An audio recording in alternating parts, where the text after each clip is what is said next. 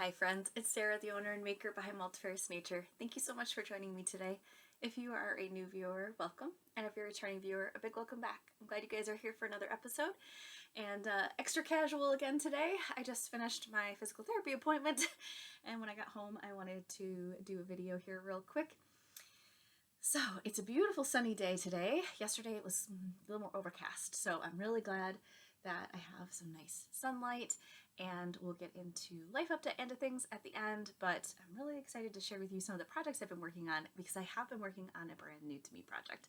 Yes, I have cast on another project because why not? You know, why not? All right. So I suppose I could talk about the new project first. Why not? Yes. We'll do that first. So this is a test knit that I am doing. I do not tend to do a lot of test knits, primarily because usually their deadlines are super tight and it's just not possible for me to get it done with the speed that I knit, even if I was just working on one project. But this project, I have worked on other patterns by this designer, and the designer is Taylor E. Owen, and I worked on, I did her Kingston cardigan test knit when that first came out, and I loved it. I love that pattern. I really love that sweater. I wear it all the time with dresses. It's a cropped little cardigan. It's super adorable. And that was my first button-up cardigan. So this will be my second button-up cardigan. It is another cardigan test knit, and it is also, like I said, for Taylor Owen. I've got some nice mushroom coat. I made mushroom mocha coffee because it's like a mushroom chicory. It's not really coffee. There's no coffee in it, but it's chicory, and then it has, it's called Abuelita is the name of the hot chocolate, and you put a block of that in the hot water, and it's super yummy, and I add some lactose-free half and half to it. It's so good. So that's my cozy little drink to go along with our video today. All right. So, sidetracked. So this cardigan that I'm working on is, and I just realized my needle stoppers don't really stay on my needles very well. Go figure. Okay. The pattern is called, and I know I can talk about it because she has already talked about it in her most recent YouTube video, so I think it's okay if I talk about it. It's not like a secret. So the pattern is the Better Waverly by Taylor E. Owen. It is so cute. It is a longer sweater, so it's not as cropped, and it has really beautiful, like, I almost say like bell sleeves in a sense, and a nice fitted cuff. So I am making mine in, she usually uses a worsted weight yarn, and I am using my fingering weight yarn held double, and I got gauge with that. So it is my Peruvian Highland wool base, which is one of my favorite non-superwash bases that I have. They're all my favorite. What am I kidding? I say that every time. This is my Ember base, or colorway. It is a tonal black is what it is. It's really beautiful. And it's I would say it's kind of a warmer black. It has a really beautiful layering of a couple colors to get it to look like this, and I just love it. So this is what it looks like held double. It's a really nice dense fabric. It's gonna be nice and warm and durable. I'm really excited because the Kingston cardigan I just absolutely love, and this is also a top-down cardigan, and the deadline is in August, so I feel very confident in that. I am just cruising through this. I know I'll be able to get it done. I will have to focus on this more than working on other projects, that's for sure, but I'm really enjoying working on it because I love knitting with the Peruvian Highland wool. It's super bouncy and springy, and it feels really good. It has a great hand feel. I mean, it feels like you're working with wool, which I love it. I love working with wool. So, really beautiful. It has a nice detailing going on the raglan sleeve increases, and I'm just loving it. So I'm continuing to work on some increases, and then we will probably be splitting for sleeves, probably putting sleeve stitches on hold, and then we'll go from there. So I look forward to keeping you guys apprised of how this is going, and that'll help keep me in time with getting this done. But I don't feel stressed about it. I'm just looking forward to it. I love it, and I've really enjoyed test knitting for Taylor in the past. She does a really nice job of updating you if there's like a error found, or if you find an error and you reach out to her, or you have a question. My email, she always responds in a very timely fashion. So I just can't say nice enough things about her. So there we go. So that is, again, the Better Waverly cardigan, and I'll be able to talk more about it as I go. Oh, I did want to mention, so I have all kinds of progress keeper and markers on here, but I'm also using my, because when I first started using this, doing this, I totally forgot to use this, and I'm like, what was I thinking? The analog row counter really helps me keep track of my rows, and there's repeats of how often you're supposed to do a repeat. I love it. It really helps a lot. And these I currently have in the shop. I don't know if I might have one more of this like ruby colored glass beaded one. And this is the little counter that comes with it. And you can count up to 100 as is. But if you add more progress keepers, you could definitely count higher than that if you want to. It just gets a little more confusing at that point. But they're analog row counters, and I have them on multifariousnature.com. Okay. So that is, like I said, using my Ember colorway. So it calls for probably about 4 skeins, so we'll see how that goes. That's 4 skeins of the fingering weight held double, but I don't think I'm going to use all of it. So we'll see how that goes. The next project I worked a little bit on was my half and half triangles wrap. The designer is Pearl Soho, and I'm using all kinds of fun yarn. This one it's the half and half triangles wrap.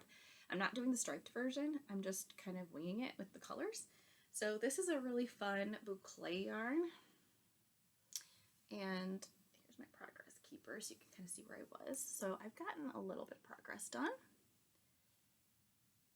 Just at lunch, my lunch breaks, I worked on this week. And I'm enjoying it. I love the half and half triangles wrap. This is so relaxing. You don't really have to keep track of much of anything, really. All you need is a marker here to where you have to do the either wrap and turns or short rows, and it's really, really, really easy to do, and it grows slowly because you're going from a lot of stitches down for the first triangle. And as I talked about in prior videos, this is Bond Street.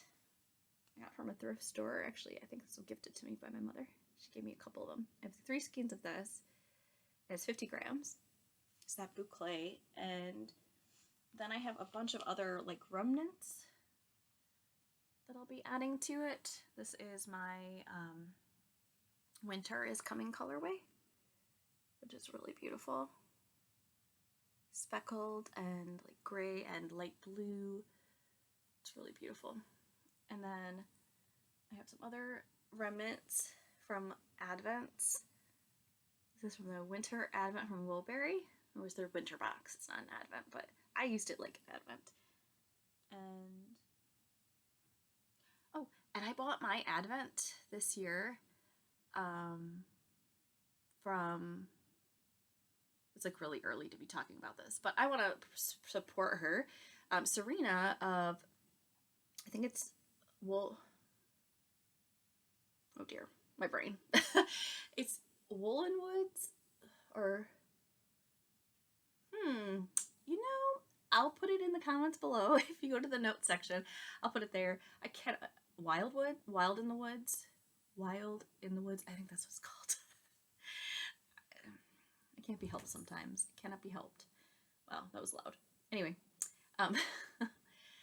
it's a really beautiful Advent. It's gonna be very natural, like using it'll be non-super wash wools, and I'm really excited about that. So she also has fun little goodies in there, so that'll be fun. But that's, of course, during Christmas time. And I did want to announce that I don't remember if I talked about it yet, and no one's really asked me, but I don't think I'm going to do an Advent this year. But just so you're aware, if you were wondering, I don't think I'm going to. But yeah, all kinds of fun stuff, and I mean, there's all kinds of fun vintage wool that I'm going to be using in this half and half triangles wrap. Really fun stuff that my mom gave me. So it's just going to be a lot of fun colors, and it's definitely more cool colors versus the first one that I did. And I'm excited to see how that goes. All right. And then the last project that I worked on the most is my hand spun project, which is using Gotland. It's a Gotland lamb fleece that I purchased from Ballyhoo Fiber Emporium. I've purchased fleece from her before. I really enjoy her fleeces. I probably won't buy any for a bit. Since I have Shetland sheep now, I do want to use their wool.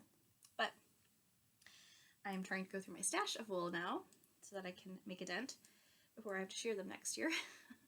But this, I'm going to turn it right side out because it's knit inside out.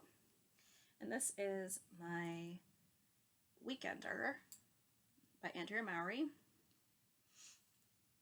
And I'm about in the middle of my sweater, which is perfect, or at the beginning of the row. So you can see what it looks like.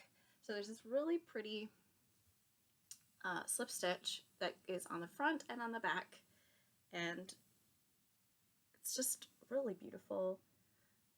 The Gotland is a nice neutral kind of oatmeal-y color.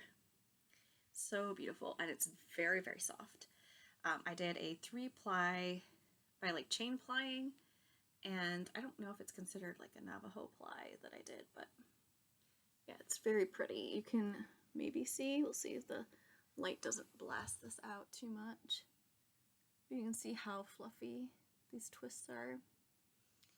I'm getting better at balancing my yarn. Some of it is a little bit over twisted, but I definitely think I'm getting better at balancing it. Some of my most recent skeins, that's for sure. These look really nice and fluffy. So I have hopefully enough yarn to make this sweater. It's going to be tight, you guys. It might be pretty tight based on the weight. I should have more than enough, but the yardage is tricky to me, so we'll see how that goes. But I'm really enjoying it. I'm almost to the point where I can, I don't know if it's like pick up stitches for sleeves or how that works. I don't do a lot of bottom up. This is a bottom up sweater. Don't do many of those. I did do the size, so I'd have about, I think, 6 inches of positive ease. I definitely wanted it to be a more comfortable, like comfy, almost like a pullover sweatshirt. I wanted it to be kind of my sweatshirt. So it has these really nice split hem design. I did make this shorter, so I think it called for like another inch, and I didn't really want that long of a hem when it comes to the ribbing. So I made that shorter, which I'm hoping that will then help with the amount of yarn that is needed. Like, I'm hoping that'll then for sure I'll have enough. I love how, because I just carded this with a drum carder and some hand carders, I did a couple different ways of prepping this wool. You can see how it kind of has this tonal slight variegation to the yarn, and it's really beautiful. All because the wool itself has like grays and cream colors, and this just really adds a nice depth and dimension to it. So I'm really excited to continue working on this. I love working on this. This is my evening and morning knitting. My morning, I really don't knit much. Today I haven't knit at all yet, so looking forward to doing that soon. But yeah, I knit on this usually for a couple minutes in the morning and then for about an hour or so at night. And I love it so much. It's so fun. And then if I need it, which I probably will, I have an alpaca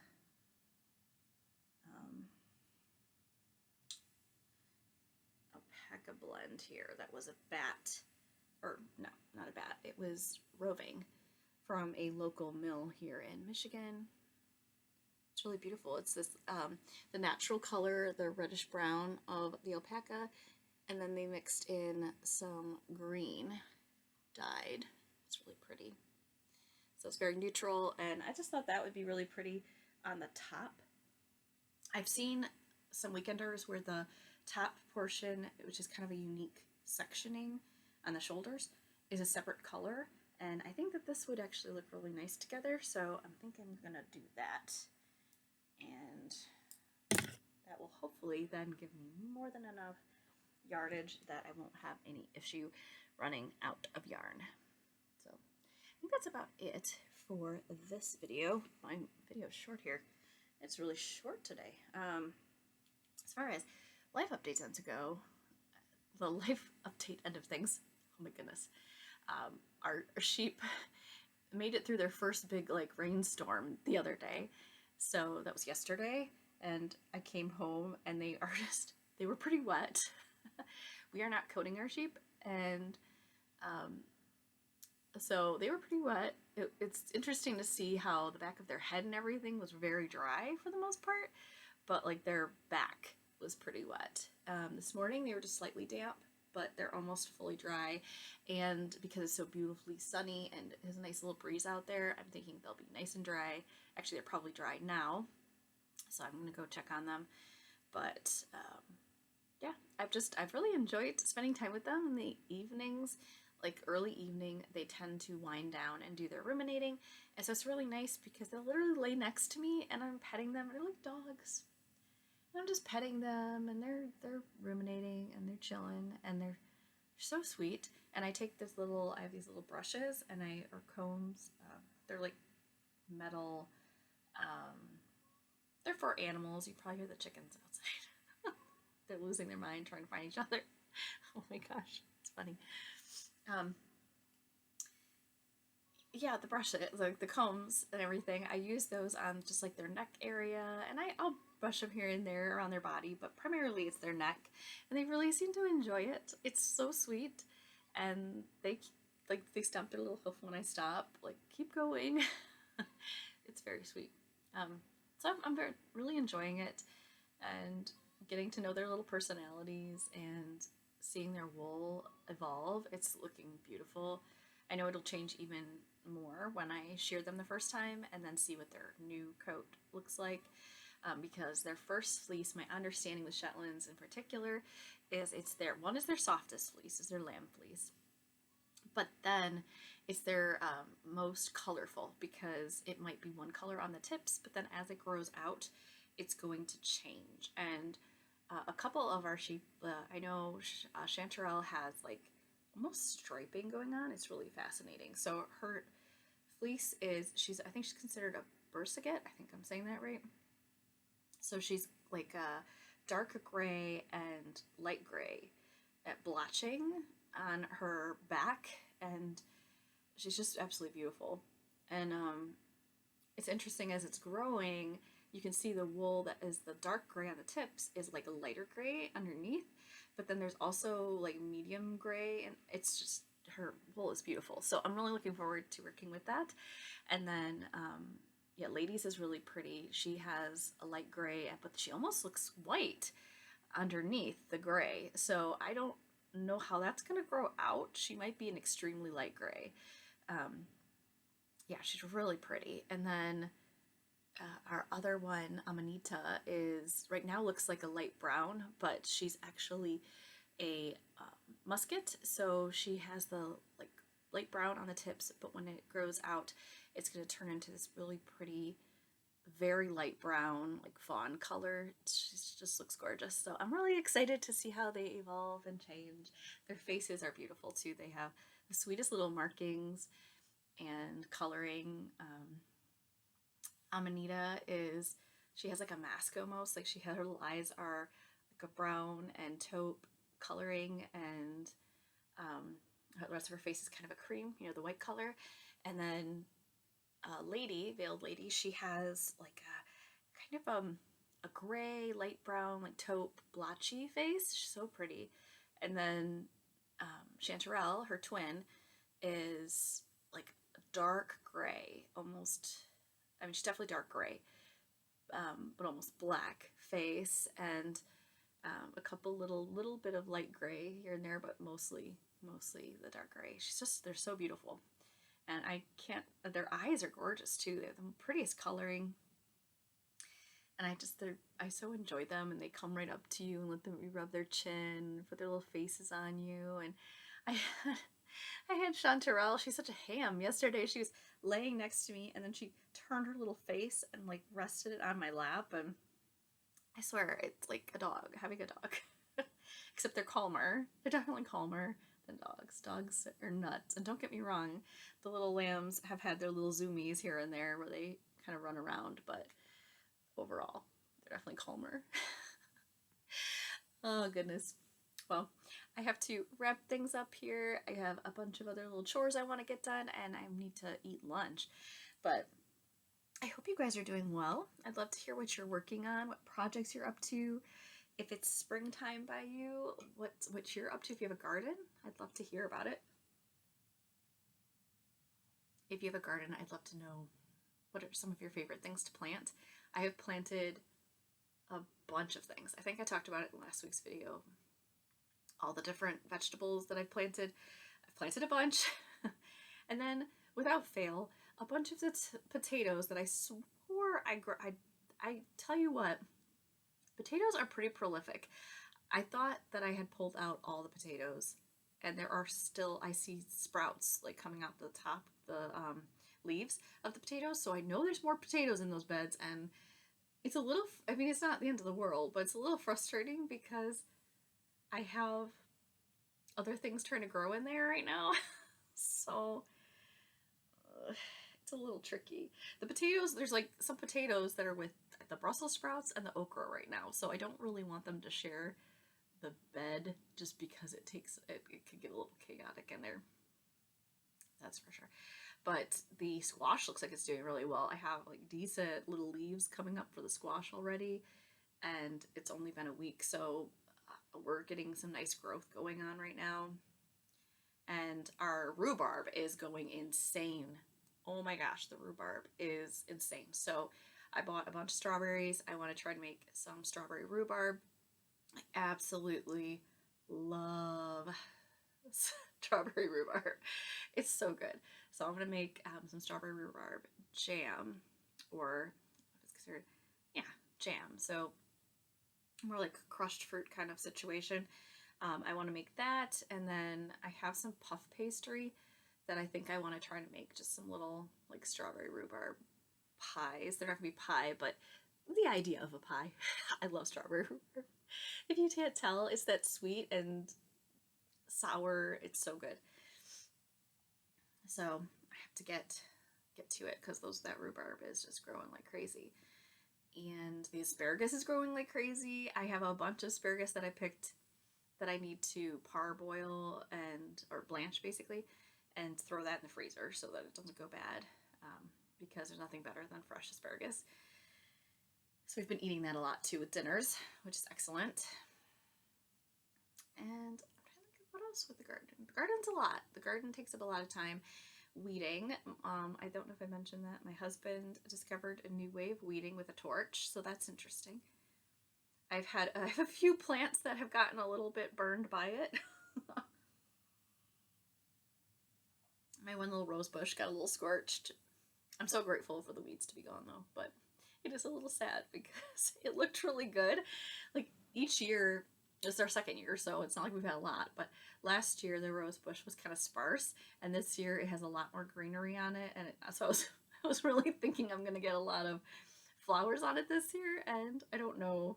Now this little scorched, I don't know if I'm going to get many flowers or not. We'll see. I hope so. I really hope so, because they're really beautiful, like deep, I want to say they're kind of a deep magenta color. They're really pretty. There are a couple other bushes that last year didn't really flower much, and this year there are actual little flowers. They're beautiful. And then there's some bushes on the side of our house that look like the flowering, like the flower sections will open. So I need to make sure I keep watering them, because last year I think that was the problem. We had too much drought going on. We just did not get enough water, and they did not blossom. Like the blossoms didn't open, and it was really sad. So I'm hoping this year I'll get to see them, because that would be exciting. But it's neat to see, because I didn't really plant much of the garden. I've planted little things here and there, but for the majority, it was planted by the prior owner, and she did a really beautiful job. And I'm just trying to keep it the best I can. And if there are things that I need to weed back because it's getting a little wild, then so be it. It's just, there's some poppies that are going to be coming up soon. Those are so beautiful. And yeah, it's a lot. It's a lot. So love to hear what some of your favorite flowers are in your garden. I did pick up 2 potted plants for myself to add to our garden, which I know sounds crazy because we have a big garden, but they're things that we don't have. So I picked up some foxglove. I've never had foxglove before, and I think it's really pretty. So we're going to put some in the garden of that. And then the other one I picked up is, what was it? I'm like drawing a blank all of a sudden.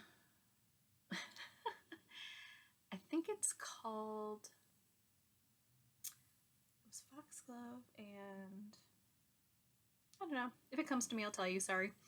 It just escaped me. But